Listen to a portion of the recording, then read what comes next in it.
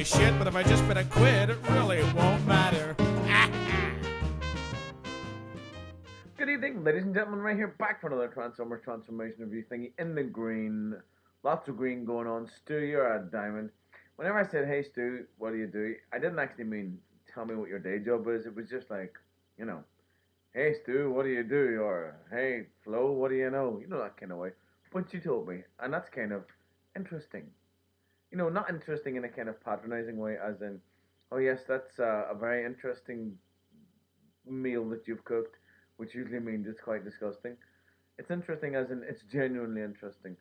Anyway, so today, ladies and gentlemen, I keep pointing up there, but it's not up there. I know it's not up there. It's not up there. There's nothing up there. There's nothing. It's just a roof. It's down here. This is where it all happens down here. That sounds rude. This is where it all happens. I think. Hold on now. See, I might have to eat some words. Title sequence. See, title sequence intensely suggested above. But I remember the last time I looked, it was down here. My title was a subtitle. Anyway, I went into Toys R Us today. And there was a Cyberfire Predaking. I think I'm going to go back on Tuesday and get it. Look at this boy. He's gigantic. Now, the reason I'm doing Primal Prime today, this is Beast Machine's Primal Prime, is because he's, well, let me just place him there gently. Because we are in auto assembly season.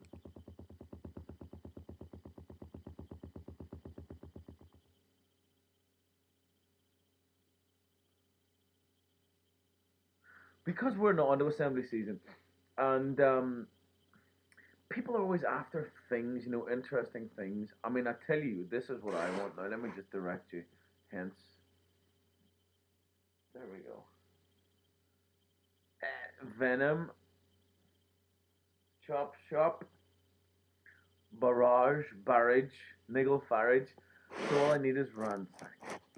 So I shall be after a ransacking this year. I shall be ransacking this year, ladies and gentlemen. Among other things, I shall be ransacking.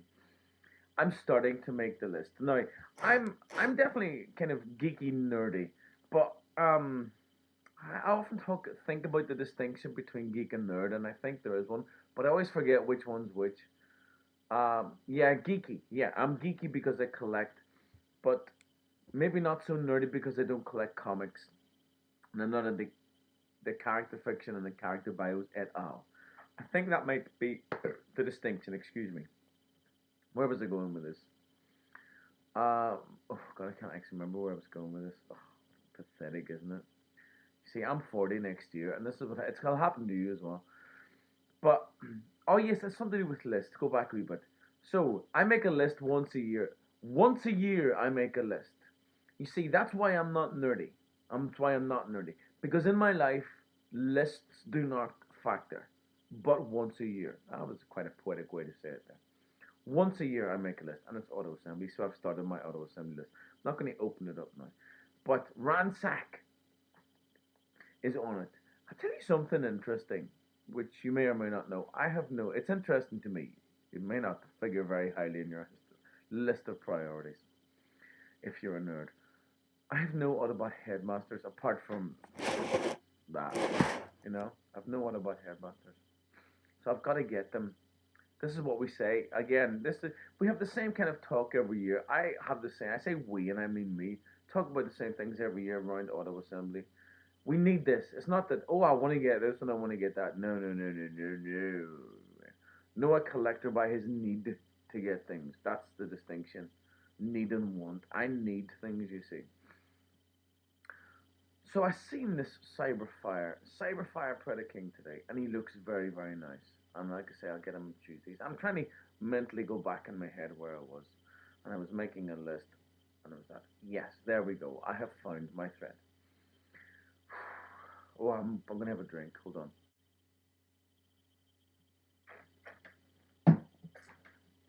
That's very nice. It's from Cleobury Mortimer, which is up the road. Cleobury Mortimer is not nice. You only get that kind of shit in England. It's great. So I made my list. What else I was listing? Yeah. So I kind of think that every year around auto assembly, lots of things happen. First of all, I started to wear green t-shirts, and I always fiddle with my hair, just the way it is. I'm going to have a new hairstyle every day, until auto assembly, and I start to make lists about things. But I also start to show people things that they should get at auto assembly. So the reason I'm showing you this Beast Machines Primal Prime today is because there's only 10,000 of them made, and you can pick them up usually at these events. You know what I mean? And he's definitely one that real Transformers fans should have. Now, I might be just offending lots of Transformers fans there, but I doubt it very much because he's interesting and sexy, and he's a sexy Prime. Let me give you a little bit of BG, not enough to do you any harm. Primal Prime is a maximal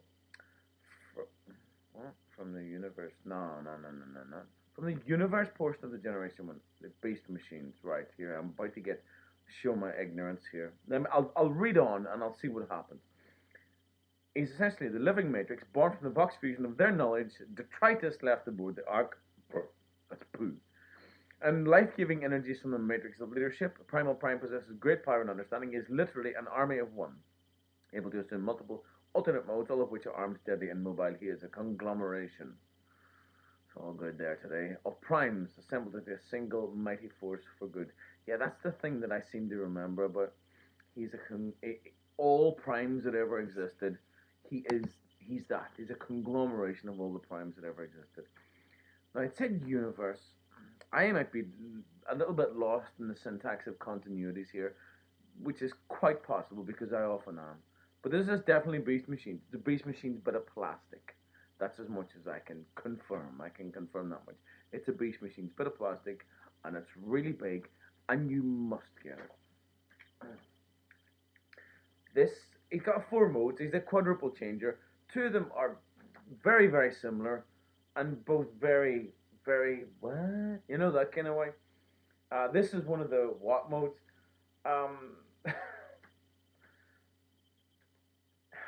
You see, it's this. I mean, I want to make a really rude joke now about fists, but I won't. Actually, I won't go there. I won't go there. So you can see we have red, white, and blue. He is the American flag. He is John Wayne. He is Optimus Prime, conglomerated. He is Primal Prime. All those kind of things.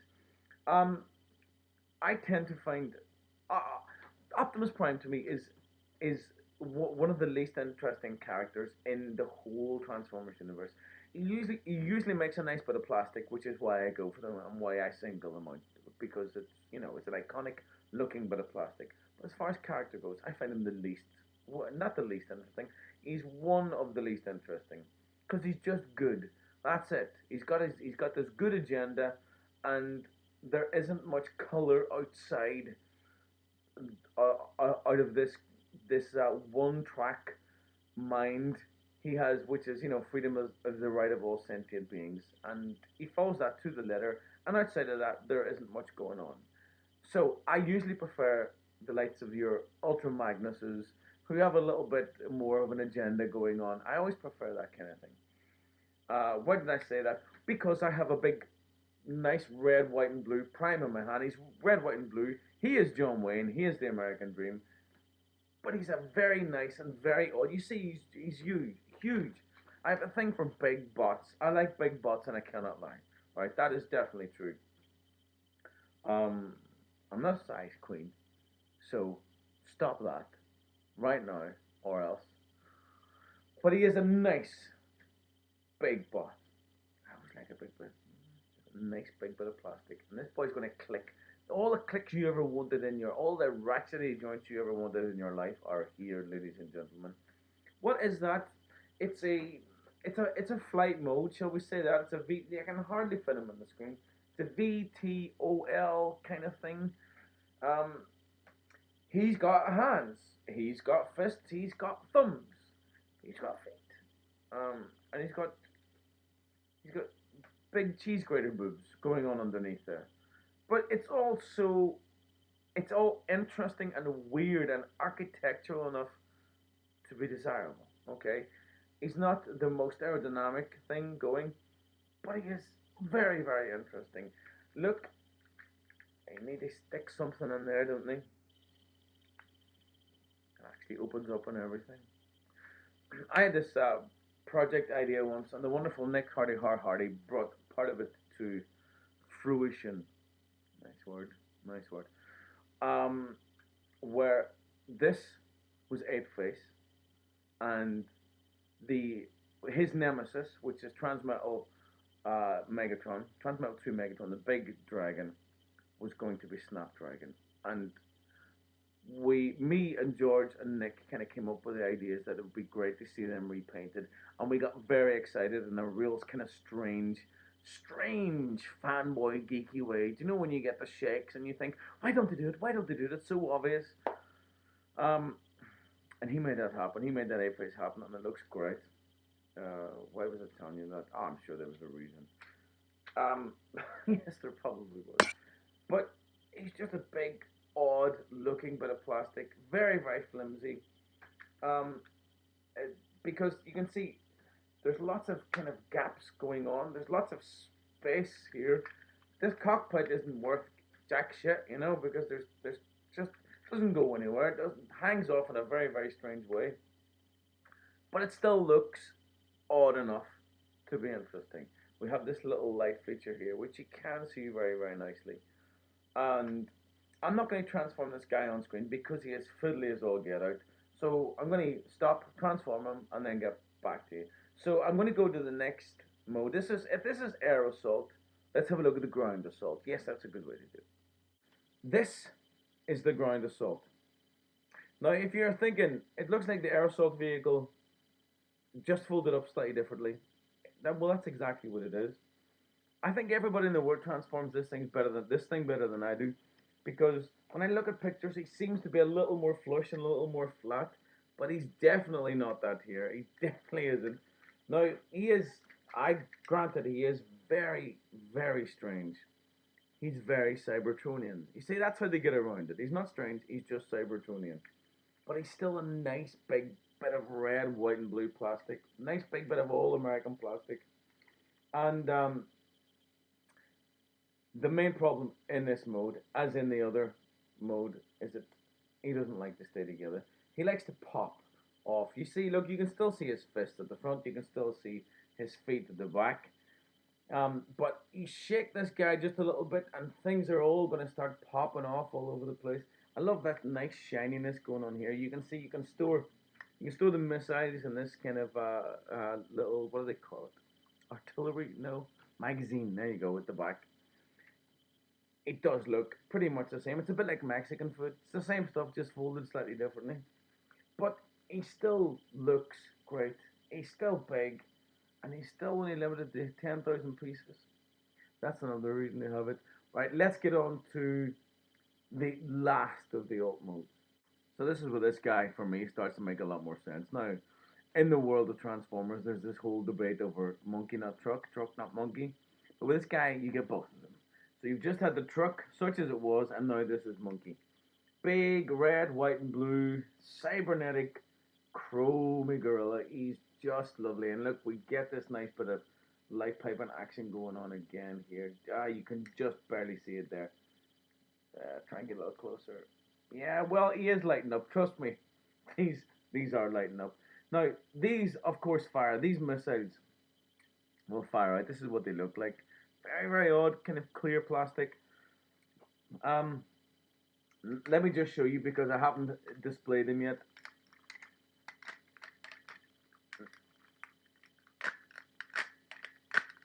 You've got it there, and you've also got it there. That speaks of quality to me, especially when this guy weighs as much as he does. Now, he's probably a little smaller than your Weaponizer Prime, but he probably weighs about 4 times as much.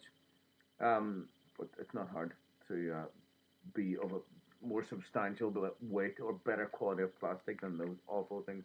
I do hope that Cyberfire Predaking isn't as disappointing. I've seen stuff online and he looks pretty good. Now this guy's eyes will light up, won't they?